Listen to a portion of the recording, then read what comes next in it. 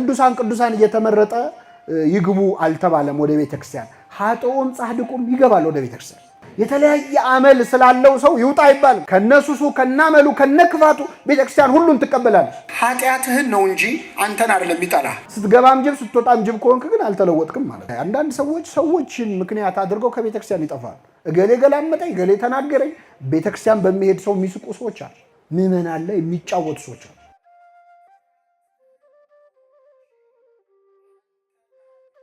ቤተክርስቲያን የብዙሃን እናት ናት። በዚህ በኖህ መርከብ በመመሰሏ በጣም ብዙ ሊቃውንት የብዙሃን እናት መሆኗን ተናግረዋል። ታስታውሱ ከሆነ የጥፋት ውሃ አምጥቶ እግዚአብሔር ምድርን ሊያጠፋ ሲል ለኖህ ያዘዘው መርከብ እንዲሰራ ታሪክ ተጽፏል በመጽሐፍ ቅዱስ አይደለም። በዚያ መርከብ ውስጥ ኖህ ምድር ላይ ያሉ እንስሳትን ሁሉ ወደ መርከቡ እንዲያስገባ ታዘዘ። ሁለት እያደረገ ወንድና ሴት እያደረገ እንስሳቱ ሁሉ ወደ ኖህ መርከብ ገቡ። ሰው ሁሉ እንዲገባ ነበር የተፈለገው፣ ግን ሰዎች ኖህ ላይ ያላገጡበት ዘበቱበት። አንደኛ ከዚያ በፊት ዝናብም ዘንቦ አያውቅም። ምድር ውስጡን ትርሳለች እንጂ አይዘንብም ነበር። ስለዚህ የኖህን ስብከት ማንም አልሰማውም፣ ቀለዱበት እና ኖህ ቤተሰቦቹን ይዞ 8 ሰዎች ይዞ ምድር ላይ ያሉትን እንስሳት በሙሉ ወደዚያች መርከብ አስገባ። ካስገባ በኋላ የመርከቡን በር እግዚአብሔር ከውጭ ዘጋው ይላል። ከውጭ ዘጋው ተዘጋ። ለ7 ቀን ዝናብ አልዘነበም። 7 ቀን ሙሉ ዝም ብለው ቆዩ መርከብ ውስጥ ገብተው እና ውጭ ያሉ ሰዎች በጣም ቀለዱበት። ያው ምንም አልተፈጠረም። መርከብ ዘግቶ ከገባ ስንት ቀኑ ነው? 7 ቀኑ ነው። እግዚአብሔር ግን ምን እያለ ነበረ? 7 እስመ ውልቆ ሳበብ በኀበ ዕብራውያን ፍጹም ውእቱ። 7 ቁጥር ፍጹም ቁጥር ነው። ስለዚህ ፍጹም ታግሻቸዋለሁ እያለ ነው እግዚአብሔር። ግን አላመኑም። መጨረሻ በ7ኛው ቀን ከሰማይ ዝናብ ከምድር ፍል ውሃ የፈላ ውሃ ወጣ። ምድር ጠፋች። እነዚያ 8 ሰዎችና በዚያ መርከብ ውስጥ የነበሩ እንስሳት ከጥፋት ውሃ ዳኑ ይላል ታሪክ። ይህች መርከብ ብዙ ምሳሌ ያላት፣ አንዷ ግን ቤተክርስቲያን ነች። የኖህ መርከብ የምትባለው ቅድስት ቤተክርስቲያን ነች። በኖህ መርከብ ውስጥ በጣም ብዙ አይነት እንስሳት ነበሩ። በቤተክርስቲያን ውስጥ በጣም ብዙ አይነት ሰው አለ። ብዙ አይነት ሰው በኖህ መርከብ ውስጥ ንጹህ የሆኑ እንስሳት አሉ፣ የሚበሉ እንስሳት አሉ። እንደ በግ ያለ እንደ ፍየል ያለ እንዲበሉ የተፈቀደ እንስሳት አሉ። የማይበሉ ደግሞ የረከሱ እንስሳትንም አስገባ ብሎታል እግዚአብሔር። ይሄ ማለት ምን ማለት ነው? በቤተ ክርስቲያን ንጹሃን ጻድቃን ቅዱሳን አሉ። በተቃራኒው ደግሞ ኃጢአተኞች በቤተ ክርስቲያን ውስጥ አሉ የሉ? ከኔ ጋር ናችሁ? ኃጢአተኞች ይገባሉ አይገቡ? ቅዱሳን እየተመረጠ ይግቡ አልተባለም ወደ ቤተ ክርስቲያን። ኃጥኡም ጻድቁም ይገባል ወደ ቤተ ክርስቲያን። የሚበላውም የማይበላውም እንደሚገባ ማለት። በኖህ መርከብ ውስጥ በግ ነበረ። ቅን ሰዎች በቤተ ክርስቲያን ውስጥ አሉ። በኖህ መርከብ ውስጥ ርግብ ነበረች። የዋህ ሰዎች ቤተ ክርስቲያን ውስጥ አሉ። በኖህ መርከብ ውስጥ ጅብ ነበር አልነበረም? በቤተ ክርስቲያን ሆዳም ሰው የለም አለ። እገሌ እንዳትሉ አደራችሁ፣ ራሳችሁን አስቡ። ጅብ ያለው እገሌ ነው እንዳትሉ። የተለያየ አመል ያላቸው ሁሉ እንስሳት ገብተዋል። ይሄ ማለት ኃጥኡንም ጻድቁንም የሚሰበስብ አምላክ ነው። ሁላችንም በቸርነቱ ይሰብስበን። የተለያየ አመል ስላለው ሰው ይውጣ አይባልም። ከነሱሱ ከናመሉ ከነክፋቱ ቤተክርስቲያን ሁሉን ትቀበላለች። የረከሰውን የማይበላውን እንደተቀበለች ማለት ልዩነቱ ይላል ቅዱስ ዮሐንስ አፈወርቅ። ወደ ኖህ መርከብ በግ ሆኖ ገብቶ ሲወጣ በግ ነው፣ ተኩላ ሆኖ ገብቶ ሲወጣም ተኩላ ነው። ወደ ቤተክርስቲያን ግን ተኩላ ሆነው ገብተው ጅብ ሆነው ገብተው በግ ሆነው የወጡ ሰዎች አሉ። ይሄ ማለት ሆዳም ሆነው ገብተው ጾመኛ ሆነው ይወጣዋል። ዘማዊ አመንዝራ ሆነው ገብተው ደናግል ሆነው ንጹሃን ሆነው በንስሐ ተመልሰው የወጡ ሰዎች አሉ። ሁላችንም በቸርነቱ ይመልሰ። ስትገባም ጅብ ስትወጣም ጅብ ከሆንክ ግን አልተለወጥክም ማለት ነው። አሁን ችግሩ ሁሉ ነገር ይለወጣል። እኛ ነን በጣም እናስቸግር። ወደ ቤተ ክርስቲያን ውሃ ሲገባ ምን ይሆናል?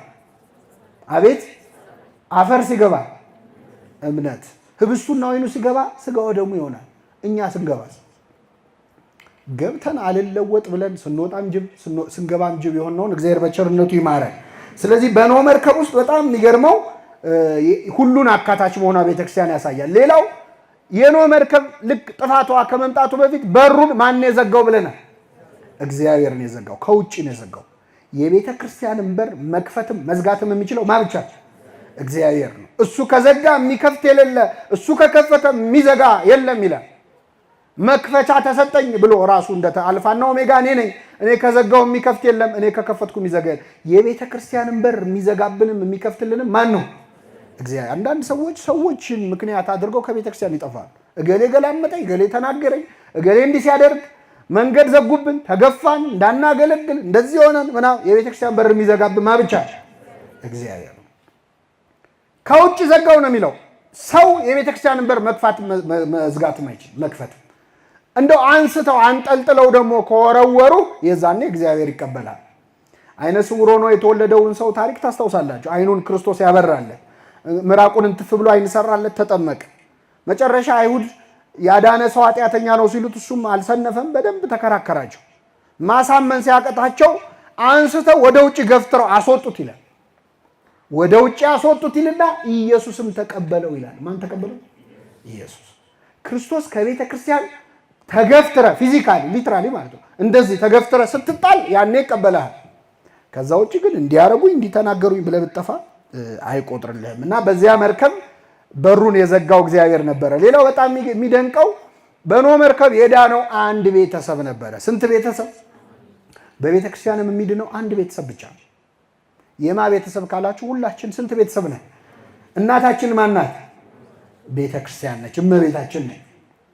አንድ ሃይማኖት፣ አንዲት ጥምቀት ነው የኛ መገለጫችን። ስለዚህ በቤተ ክርስቲያን አንድ ቤተሰብ ነው የሚድነው። ሁላችን አንድ ቤተሰቦች ነን። በኖህ መርከብ ውስጥ ከጥፋቱ የዳነው 8 ሰው ነው። ውጪ ጀልባ ተጠቅመው ወይ በሌላ መርከብ የዳኑ ሰዎች አሉ? የሉም። ከቤተ ክርስቲያን ውጭም ድነት የለም። ሌላ ጀልባ፣ ሌላ ዲኖሚኔሽን የሚባል ነገር የትኛው ነው ሃይማኖት ትክክለኛው የሚለው እንነጋገር እንጂ ስንት ሃይማኖት ነው መጽሐፍ ቅዱስ የሚለው? አንድ ጌታ፣ አንድ ሃይማኖት፣ አንዲት ሌላ ጀልባ የለም። አንዳንድ ሰው እግዚአብሔርን ይቀበላል፣ ቤተክርስቲያን አይቀበልም። ያለ ቤተክርስቲያን ድህነት የለም። ይሄ ቸርችለስ ክርስቲያኒቲ ይባላል። ክርስትናውን ይወደዋል፣ ቤተክርስቲያንን አይወዳት። ቤተክርስቲያን አልባ ክርስትና የለም። ቸርችለስ ክርስቲያኒቲ ደግሞ የዚህ ተቃራኒ ደግሞ አለ። ክርስቶስ የሌለበት ቤተክርስቲያንም አይሆንም። ሁለቱም ልክ አይደሉም። እና በኖህ መርከብ ከጥፋት ውሃ እንደዳነው ሁላችን የምንድንባት መርከብ ቅድስት ቤተክርስቲያን ናት። ሁላችንን በቤተክርስቲያን የሰበሰበን አምላክ የምንድንባት ያድርገን። መርከብ ውስጥም ሆኖ መጥፋት ደግሞ እንዳይመጣ። አሁን የኛ ለየት ያለ እኮ ነው። እነሱ እስከ ጥፋት ውሃ ነው፣ የኛ እኮ የዘላለም ነው። ከወጡ በኋላ አዲስ ምድር ይመጣል ብለው ነው። እኛ የምንጠብቀው ግን መንግስተ ሰማያትን ነው። ይሄኛውን ካጣህ ነው፣ መመለሻ የለም። እና በቤተክርስቲያን መሰብሰብን የመሰለ ነገር የለም። የቀለዱባቸው ሰዎች ነበሩ። ኖህ መርከብ ውስጥ ሰው ይዞ ሲገባ ሲስቁበት ነበረ። ቤተክርስቲያን በሚሄድ ሰው የሚስቁ ሰዎች አሉ። እንደ ኋላ ቀር የሚያዩ ጨጌ እየተባልን አይደል በየኮሌጁ ያደግነው። ኋላ ቀር እየተሳቀበት ሁሉ መጨረሻ ላይ ከጥፋት ውሃ መዳኛ መሆኗን የሚታይበት ቀን ሲመጣ ነው ሰው ሁሉ የሚያለቅሰው፣ እንደ ኖህ መርከብ ዕለተ ምጽአት ሲመጣ ማለት። ስለዚህ ሁላችን እግዚአብሔር በቸርነቱ ይሰብስበን። ቅዱስ ዮሐንስ አፈወርቅ ደግሞ ከኖህ መርከብ ውጪ ቤተክርስቲያንን ሐኪም ቤት ናት አለ። ምንድነች? ሐኪም ቤት ነች። እንደውም ቅዱስ ዮሐንስ አፈወርቅ ቤተክርስቲያን ሐኪም ቤት ናት እንጂ ፍርድ ቤት አይደለችም ይላል። ቤተክርስቲያን ሐኪም ቤት ናት፣ ሆስፒታል ናት።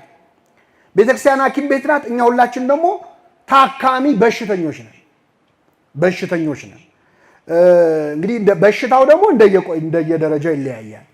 በጣም ጽኑ በሽታ ያለበት ሰው ማለት ጽኑ ኃጢአተኛ ነው። ደግሞ ቀለል ያለው በሽታ ደግሞ ቀለል ያለ ኃጢአተኛ ነው።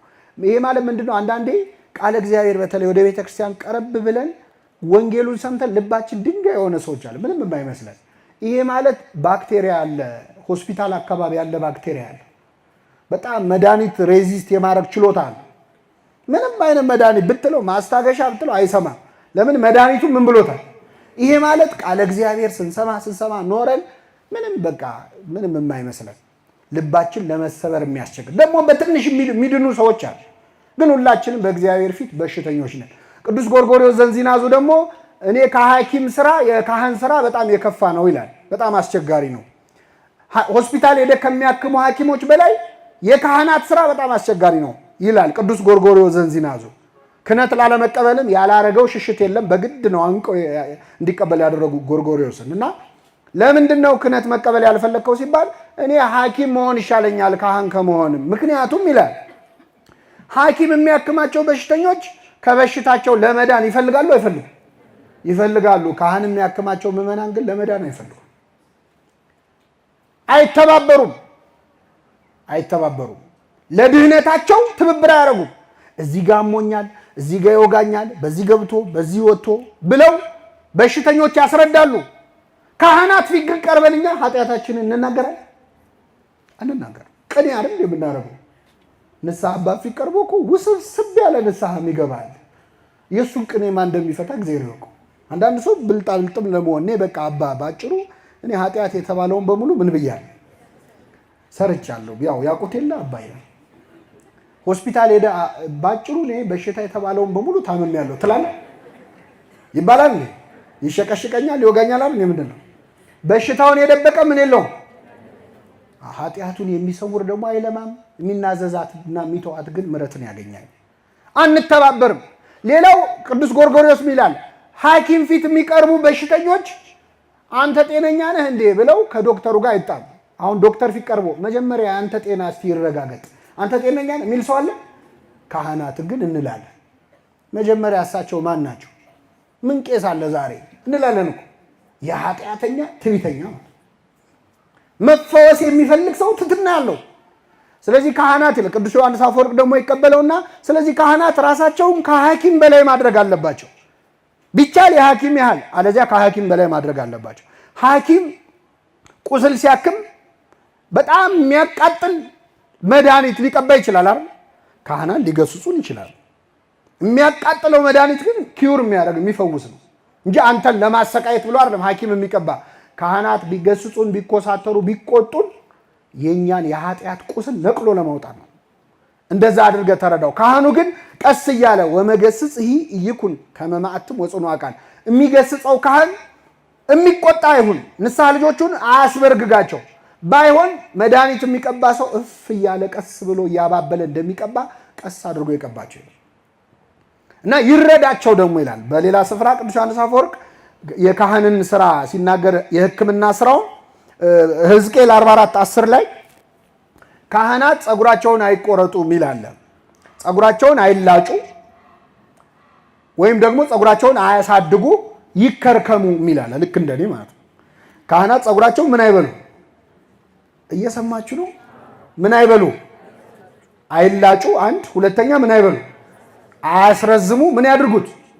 ይከርከሙ። አሁን እግዚአብሔር የኛ ጸጉር አቆራረጥ አሳስቦት አይደለም። ቅዱስ ዮሐንስ አፈወርቅ ይህን ሲተረጉመው ይላል ጸጉር ከራስ ላይ አይደለም የሚበቅለው፣ የሰዎችን አስተሳሰብ ህሊና ነው የሚመለከተው። ካህን ጸጉሩን አይላጭ ማለት የምዕመናንን ምድራዊ ፍላጎቶችና ሐሳቦች ጨርሶ አልሰማም የሚል መሆን የለበትም። ምንም ነገር ስጋዊ ነገር አያስፈልግም ብሎ ምዕመናን ላይ ቀንበር የሚጭን መሆን የለበትም። ይሄ ማለት መላጨት ማለት ነው። ድካማቸውን የማይረዳ ስጋዊ ፍላጎታቸውን ሐሳባቸውን ኮንሲደሬት ያልሆነ በቃ የራሱ ጉዳይ የሚል አይሁን። እንዲህ ከሆነ ተላጨው ማለት ነው። ደግሞ አያሳድግ ማለት ከመጠን በላይ ለስጋዊ ሐሳባቸው ደግሞ ቦታ መስጠት የለበትም። ኃጢአት ሲሰሩ ምንም ችግር የለውም ያለ ነው አይዞ ማለት የለበትም። ባንተ አልተጀመረ ማለት ይሄ ከሆነ አያሳደገው ማለት ነው ጸጉር። ስለዚህ ምን ያድርገው አለ? ይከርክመው ማለት ስጋና ነፍሳቸውን ማዕከላዊ በሆነ መንገድ ያስተናግድላቸው ብሎ አስተምሯል። ጌታችን መድኃኒታችን ኢየሱስ ክርስቶስ ያደረገውን እናንሳና ወደ መጨረሻው ነጥብ እንመጣለን። ክርስቶስ ቤተ ክርስቲያንን እንዴት ማስተናገድ እንዳለብን አሳይቶናል። የዮሐንስ ወንጌል ምዕራፍ 2 ላይ ዮሐንስ ወንጌል ምዕራፍ 2 ላይ ቤተ መቅደስ ውስጥ ገባ ክርስቶስ። በቤተ መቅደስ ውስጥ በጣም የሚያስደነግጥ የሚያሳፍር ስራ ሲሰሩ አገኛቸው አይሁድን። ምንድነው ካላችሁ የንግድ ስራ እየሰሩ ነበረ። የአይሁድ ፋሲካ ቀርቦ ነበር። ኢየሱስም በመቅደስ በሬዎችና በጎችን ርግብ የሚሸጡትን ገንዘብ ለዋጮችን ተቀምጠው አገኘ ይላል። ይሄ ማለት ቤተ መቅደስ ውስጥ አንደኛ የባንክ ስራ ይሰሩ ነበረ። ሐዋላ እንግዲህ ምንድነው አይሁድ ከየሀገሩ ዳያስፖራ ምንለው የተበተነው አይሁድ ለፋሲካ በዓል ይመጣል። ሲመጣ የየሀገሩን ገንዘብ ይዞ ይመጣል። ስለዚህ ገንዘብ እየመጣ ለመለወጥ ባንክ ከመሄዱ ይልቅ እዚሁ ለምን አናገለግለውም ብለው ቤተ ክርስቲያን ውስጥ የባንክ ሰርቪስ ይሰጡ ነበር አይሁድ። ሁለተኛ በግና በሬ ይሸጡ ነበር። ለመስዋዕት የሚሆነውን በግ ይሸጡ ነበር። አይ ለመስዋዕት አይደለ ወይ ምን ችግር አለው ካላችሁ ችግሩ ምንድነው? አንድ ሰው ከሩቅ ሀገር በሬ ነድቶ መስዋዕት ሊያቀርብ ሲመጣ አይ ይሄ ለመስዋዕት አይሆንም፣ ባይሆን ይሄንን በሬ በበግ እንለውጥህና በጉን ትሰዋለህ ይሉትና የከሳውን በሬ ተቀብለው ያደልባሉ። ሌላው ግን ደህና በሬ ካመጣ ደግሞ በጣም ቅር ይላቸዋል። ከዚህ እንዲገዛ ይፈልጋሉ። እና አይሁድ ቤተ መቅደሱን የበሬ ግሳት ያለበት የሚሸት በረት አስመስለውት ነበር። ርግብም ይሸጡ ነበር። እንግዲህ አቅም የሌለው ሰው ርግብ ነው መስዋዕት የሚያቀርብ። ይህን ሲያደርጉ ክርስቶስ ገባ። ምን አደረገ? የገመድ ጅራፍ አበጅቶ ይላል ሁሉን በጎችና በሬዎች ከመቅደስ አስወጣቸው ይላል። በጎቹና በሬዎችን ከመቅደስ ምን አላቸው? የለዋጮችን ገንዘብ አፈሰሰ፣ ገበታቸውንም ገለበጠ ይልና ርግብ ሻጮችን ይህን ከዚህ ውሰዱ፣ የአባቴን ቤት የንግድ ቤት አታድርጉት አላቸው። ክርስቶስ የወሰደው እርምጃ በጣም በውስጡ ትምህርት አለ። የመጀመሪያው በጎቹና በሬዎቹን ምን አደረገ? አስወጣ። ሻጮቹን አይደለም ያስወጣው። ምኖቹን? በሬና በጎቹ። ይሄ ማለት ኃጢአትህን ነው እንጂ አንተን አይደለም የሚጠላ። በሬዎቹን አስወጣ እንጂ ሻጮቹን ውጡ አላላቸው። ይህን ከዚህ ምን በሉ አውጡ ነው ያለ። ገንዘባቸውን ደግሞ አፈሰሰው። መቅደስ ውስጥ ነግደው ነፍሳቸው ከሚኮነን ገንዘባቸው ቢፈስ ይሻላል አይሻል? ይሻላል። ስለዚህ የሰው ነፍስ ከሚጠፋ ገንዘብ ቢጠፋ ይሻላል ብሎ ያምናል ክርስቶስ። ገንዘቡን አፈሰሰው። ርግቡን ደግሞ በጅራፍ አላለውም። ርግብ በጅራፍ ተብላ ትተርፋለች። ስለዚህ ከዚህ ምን በሉ አላቸው፣ ውሰዱ አላቸው። አሁን ላለንበት ዘመን ምንድነው ትምህርቱ? በቤተ ክርስቲያን ውስጥ በግ ነጋዴዎች አሉ፣ በሬ ነጋዴዎች አሉ፣ ርግብ ሻጮች አሉ። ምንድነው? የት ነው የት ደብር ነው በሬ ሲነገድ ያየኸው በግ ሲነገድ ያየኸው ካላችሁ፣ በግ ነጋዴዎች ማለት በምእመናን እምነት የሚነግዱ ማለት ነው። የዋሃን ምእመናንን አማኝ መሆናቸውን ምእመናንን አይተው ምእመናን ላይ የሚጫወቱ ሰዎች አሉ። አለምን አለምን የምትሉ ይላል ትንቢተ ኤርምያስ ላይ። ህልም አየን እያሉ ራእይ አየን እያሉ እንደዚህ ይሆናል፣ ከ3 ወር በኋላ ዓለም ታልፋለች። እኔ በጣም እንደው እኛ ሀገር ፋክት ቼከር የለም። የትንቢት ፋክት ቼከር መኖር የለበትም። አሁን በጣም ብዙ ትንቢት እኮ ተነግሮ ነበር። አሁን 2015 ላይ ደርሰናል። አልደረስንም? እንደው የሚጠይቅ የለም እንዴ? ኧረ ደርሰናል እንዴት ሆነ የሚል ነገር። ቴዎድሮስም አልመጣም፣ ትንሳኤውም አልመጣም። ፋክት ቼክ እንዴ! አንዳንዴማ ምን ያህል እንደናቁን የምታዩት ዩቲዩብ ላይ የሆነ ባንዲራ ለብሶ ምናምን የሆነ ሰው ይመጣና የዛሬ 3 ወር ዓለም ያልፋል ይልና ሰብስክራይብ አድርጉ።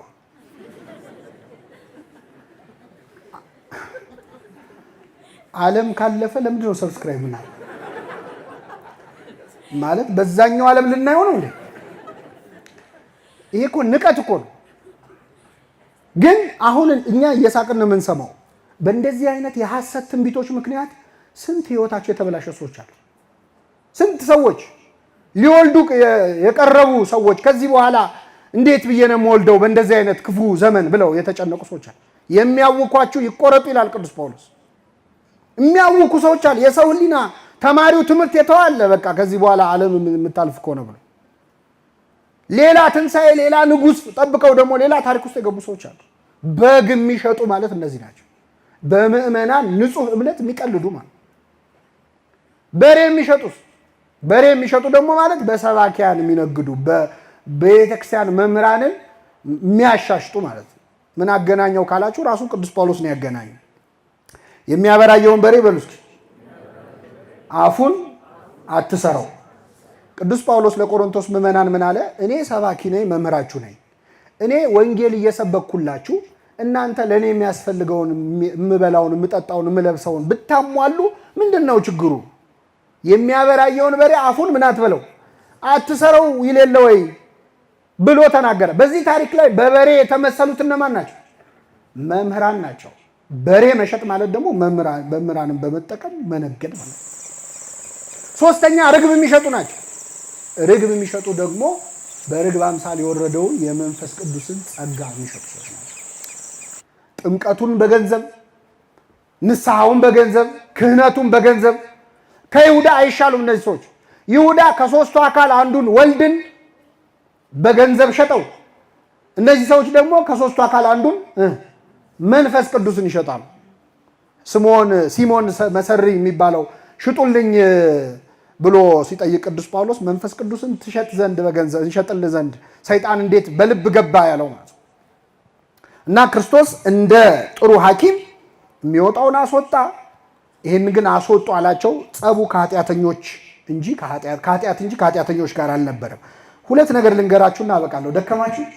እንግዲህ ስለ ቤተክርስቲያን ካነሳን አይቀር ቤተክርስቲያንን ማክበር፣ ቤተክርስቲያንን መስማት የመጨረሻው ነጥብ ነው የዛሬ ትምህርታችን። ሁልጊዜም ቤተክርስቲያንን መስማት። ይሄን በሉ እስኪ፣ ሁልጊዜ ማንም መስማት፣ የቤተክርስቲያን አስተዳደርን፣ የቤተክርስቲያን ቅዱስ ሲኖዶስን መስማት መተኪያ የሌለው ነው። ከማንም በላይ መስማት ያለብን ቤተክርስቲያን የምትለው ነው። እንደዛ ቢሆን በጣም ብዙ ችግሮች ይፈታሉ። እንደዚያ ቢሆን በጣም ብዙ ወንበዴዎችም አይጫወቱብን። ሁሌ ቤተክርስቲያን የምትለውን ብቻ መስማት። በጎን የተነገረ ትዝ ይላችኋል? የዛሬ 2-3 ዓመት የኢትዮጵያ ሕዝብ ሁሉ ዝንጅብል ራቱን የበላው ይላችኋል አይላችሁ? ኮቪድ እናጠፋለን ብለን ነጭ ሽንኩርት በዝንጅብል አልበላችሁ? ንስሐ ግቡ ሲባል እኮ አይሰማም ሰው። ለዝንጅብል ግን ታዟል። ሁሌ መስማት ያለብን ማንን ነው? ይሄስ ችግር የለውም። ዝንጅብልም ገብቶ የሆነ 1-2 ጥሩ ነገር ይሰራል። ምንም ችግር የለው። ከዚህ የከፋ ግን ብዙ ትእዛዝ አለ ከጎን የሚመጣ መምህር ገሌ ብሏል፣ አባ ገሌ ብሏል ተብሎ ሰዎች ቤተክርስቲያንን የማይሰሙ ግለሰቦችን የሚሰሟል። ሰዎችን የምንሰማው ከቤተክርስቲያን ጋር እስካሉ ድረስ ነው። አውግዛ ልትለያቸው ትችላለች። ቤተክርስቲያን አንድ ሰው ላይ ችግር አለበት ካለች አውግዛ ልትለይ ትችላለች። ተወገዙ ሲባል አንዳንድ ሰው ፍቅር ይኖረን እንዴት ዝም ብሎ ማውገዝ ምናምን ይላል።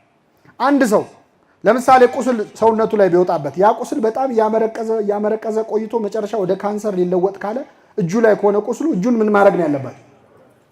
ለምን ፍቅር አይኖረንም ይባላል? እንዴት እጅ ይቆረጣል በደንብ ይሰራጭ እንጂ አይባልም። ቤተክርስቲያን ክደት አለበት ብላ የምታስበውን ሰው የምታወግዘው ፍቅር አታደለም፣ ለሌላ አካል ጥንቃቄ ነው። ለቀሩት ምዕመናን ለቀረው ማህበር ጤንነት ሲባል ያንን አካል እያዘነች እያለቀሰች ታወግዘዋለች። ሁሌ ቤተክርስቲያን መስማት ነው። የፈለገ ብንወደው ቤተክርስቲያን ካልወደደችው ማንንም መስማት የለብን። ቅዱስ ጳውሎስ እኛ ከሰበክንላችሁ ወንጌል የተለየ ወንጌል ማንም ቢሰብክ ይላል የሰማይ መልአክም ቢሆን የተወገዘ ይሁን ይላል። ማን ቢሆን? መልአክ እንኳን ቢሆን ማለት የመልአክ ያህል ንጹህ ቢሆን ቤተክርስቲያን ካወገዘችው ማንንም መስማት የለብንም። መጨረሻው ነገር በማያምኑ ፊት ቤተክርስቲያንን አለማስነቀፍ ነው። ሁለት ጥቅሶች ይህንን ይናገራሉ። አንደኛው በምግባራችን ነው። መቼስ እቺ ኦርቶዶክሳዊት ቤተክርስቲያን የምትነቀፈው እንከን ኖሮባት አይደለም። በማን ምግባር? በእኛ ምግባር። አንድ ቦታ አገሩን ልቶ አንድ ሰው ይሞታልና ይሞትና አስከሬኑ ሊቀበር ሲል የት ይቀበር የሚለውን ለመለየት አንገቱ ላይ ቢፈለግ ማተብ የለም እና ሃይማኖቱ ምንድን ነው የሚለውን ሲያጣሩ መጨረሻ አንድ ሰው በልብ በመተማመን ኦርቶዶክስ ነው አለ። ለምን ሲባል ይሄ ሰውዬ ወድቆ የተገኘው ሰክሮ ነው፣ ስለዚህ ያው ኦርቶዶክስ ነው አለ። የኢትዮጵያ ቤተክርስቲያን ኦርቶዶክስ ቤተክርስቲያን ስከሩ ትላለች እንዴ? አትልም። መታወቂያ ሆነ ማለት የክርስቲያኖች መታወቂያ ስካር ነው። ንጽሕት የሆነችውን ቤተክርስቲያን በእኛ ምግባር እናስነቅፈዋል። በእኛ ሱስ፣ በእኛ አመንዝራነት፣ በእኛ ስካር ቤተክርስቲያን እንደዛ የምትል መንፈስ ይሙላባችሁ እንጂ በወይን ጠጅ አትስከሩ ነው የሚለው። ስካር የምታስተምር ቤተክርስቲያን አለች። ራሱ እግዚአብሔር ምን አለ? በእናንተ ሰበብ ስሜ በአሕዛብ ዘንድ ይሰደባል፣ ስሜ ይሰደባል አለ። ቤተክርስቲያንን ማስነቀፍ በማያምኑ ፊት በተለይ እናንተ እንዲያደላችሁ እንዴ እያሉ ቤተክርስቲያን የማትፈቅደውን ነገር አንዳንዱ ሰው እዚህም ሆኖ እንደፈለገ ሲጨፍር ሲበላ ሲጠጣ ይቆይና ከቤተክርስቲያን ሲወጣ አሁን ገና በራልኝ ቤተክርስቲያን ጠጣ ስትለው የኖረ ይመስል ማለት ስከር ያለችው ይመስል። ሌላው ቅዱስ ጳውሎስ ደግሞ በማያምኑ ፊት ምግባራችን ብቻ አይደለም። ቅዱስ ዮሐንስ አፈወርቅ ይቅርታ ምን አለ? እኔ የማስተምረውን ትምህርት ቅዱስ ዮሐንስ አፈወርቅ ሲያስተምር ያጨበጭቡለታል። ምመና አስተምሮ ሲጨርስ በጣም ትምህርቱ ጣዕም ስለነበረው ያጨበጭባሉ። መጨረሻ አንድ ቀን ምን አላቸው? በቃ ካሁን በኋላ አስተምሬ ሲጨርስ እንዳታጨበጭቡልኝ አደራችሁን፣ ባይሆን ትምህርቴ እንደገባችሁ በህይወታችሁ ኑሩትና እሱ ነው ለኔ ጭብጨባ አላቸው። ይሄን አስተምሮ ሲጨርስ አጨበጨቡለት። አይሰሙም። እና ምን አለ በዚያ ትምህርቱ ላይ እኔ የማስተምረውን ትምህርት አሕዛብ መጥተው አይማሩም፣ የእናንተን ህይወት ግን ያያሉ፣ የእናንተን ህይወት ሲያዩ ክፉ ከሆነ የኔም ትምህርት ክፉ ይመስላችኋል። ይሄ ማለት ምን ማለት መሰላችሁ? ሰዎች ኦርቶዶክስ ቤተክርስቲያንን በእኛ ህይወት ምክንያት ይነቅፏታል። ለምን? እኛ የምንኖረው እንዳስተማረችን ስለሚመስላቸው ማለት። ስለዚህ በማያምኑ ፊት በአሕዛብ ፊት ስሜ ይሰደባል ያለው ይህን ነው። የመጨረሻው ቅዱስ ጳውሎስ ደግሞ በማያምኑ ፊት ይደረጋልን? በጣም ልብ የሚነካ ቃል ተናግሯል። እችን ጥቅስ አብረን እንበል። ወንድም ወንድሙ ይከሳል፣ ይህ በማያምኑ ፊት ይደረጋልን? ምን በሚሉ ፊት? ኦርቶዶክሳውያን በአደባባይ ወጥተን እንካሰሳለን፣ እንሰዳደባለን። እንደውም የሌላ እምነት ተከታዮች ያስታርቁናል። ኧረ ተው እያሉ ከመምህራኑ፣ ከአገልጋዮቹ፣ ከሰባኪው፣ ከዘማሪው ጀምሮ ምእመኑ ሁሉ እርስ በርስ ይጣላል። እገሊት የኪዳነ ምሕረት ልጅና እገሌ የገብርኤል ልጅ ይጣላሉ በየሶሻል ሚዲያ። ኦርቶዶክሳውያን ናቸው። የራሳችንን ጉዳይ ለራሳችን ማውራት አንችልም። ሌሎች ፍቅር ስላላቸው እኮ አይደለም በአደባባይ ሲጣሉ አናይም።